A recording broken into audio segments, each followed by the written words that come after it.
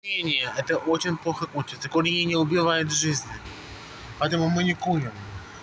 Курение может убить человека. Понимаете? Курение — это убийство ядерной бомбы. Тромботоракс.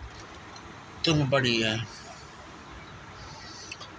Ишемическая болезнь сердца. Тромботоракс. Так что потом будут христиановые бляшки в сердце. Я считаю, что то, что он делает, он курит, конечно, курение я бы не курила. Я бы бросала, потому что курение может убить.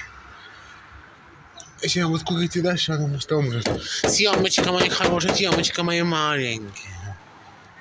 Поэтому мы не курим. Образ жизни курения может закончиться очень печальным исходом.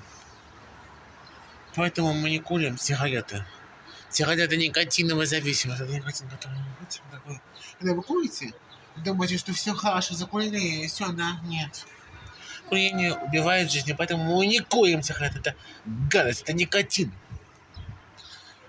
Это может убить ребенка, который находится в животе матери. Это может убить.